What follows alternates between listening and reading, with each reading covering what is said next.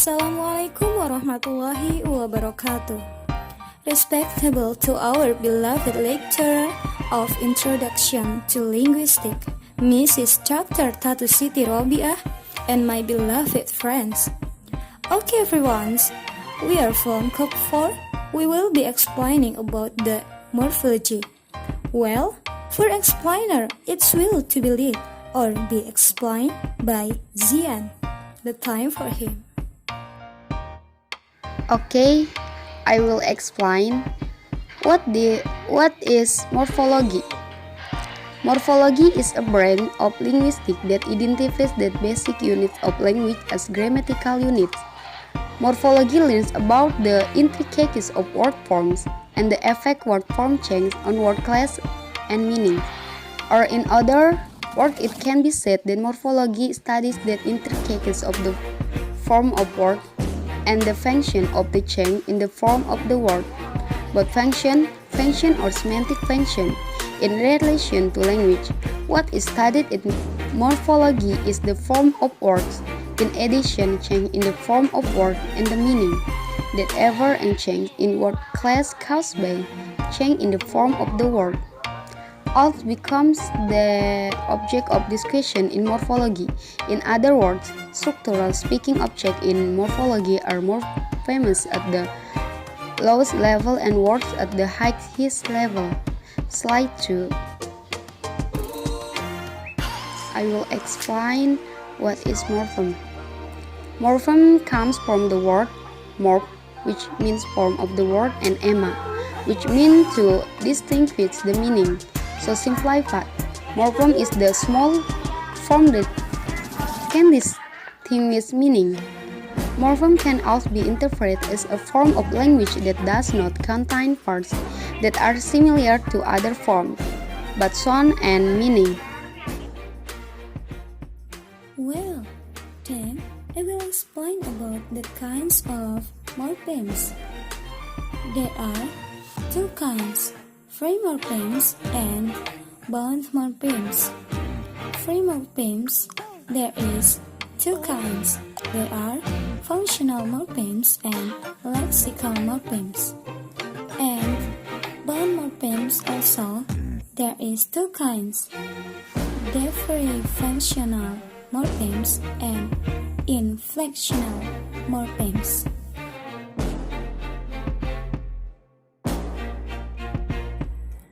Free morphology. Free morphemes are morphemes that can stand alone into a word without having to be tied or attached to another morpheme. Free morphemes have several basic types, namely verbs, nouns, adjective, preposition, and others. Examples: study, verb; man, noun; kind, adjective; on, preposition. Free morphemes. Lexical morphemes.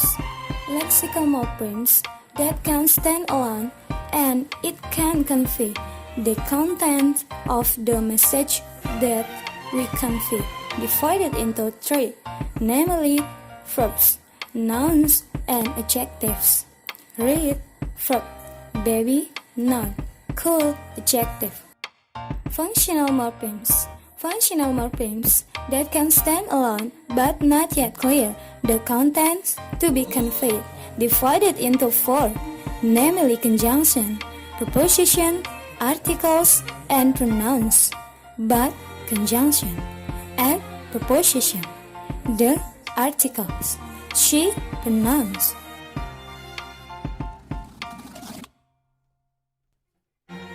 Bound morphemes. Bound morphemes that cannot stand alone but must be bound or attached to another morpheme. Bound morphemes. Divisional morphemes. Morpheme striped or affixed to another morpheme. That is only to identify its grammatical, not to produce new words or to form words with grammatical or lexeme that differ from the various words. inflectional morphemes, morphine that if tied or affixed to another morphine will form a new morphemes or word, or to form a word with a grammatical or lexeme that is different from the previous word. Okay, well, for explainer it will to be lead or be explained by Fuziatul Ulufia. The time for him. Okay, next I will explain the word formation rules. Word formation rules. We said earlier that morphological knowledge includes knowledge of individual morphemes, their pronunciation, their meaning, and knowledge of the rules of combining them into complex words. The Moog Charter adds usually adjective and forms a verb. Many verbs in the English language have been formed from adjectives in this way: verbing, shortening, sampling, flashing, and from noun. Also, objectiving, graphing, and then personifying. Note the Moog Charter calls a stepfather. He adds the suffix cation to uglify and forms a noun. Uglification has in birding, simpling, fucking, and refining. Using English morphological rules, he connects new words. The rules used are as follows. Adjective plus ing verb to make adjective. Noun plus cation, the process of making a adjective. Okay, next, other morphological process. The various kinds of affixation we have discussed so far are the most common morphological process among the world language. However, as we continue to emphasize in this book, the capacity for human language is immense, and that creativity extends to what other than application in which word can be transformed and created. A girl is diligent with her discovery that a thing and cut really add plus s and cut plus s. Such words are called big formation. The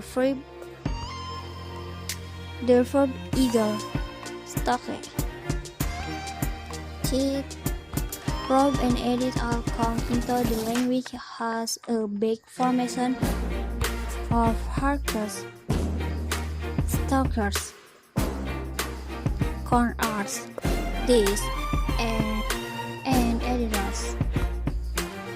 Become for the singular page by speakers while piece is the plural form. Okay, thank you so much for your attention, and I'm sorry if there mistake from us. Wassalamualaikum warahmatullahi wabarakatuh.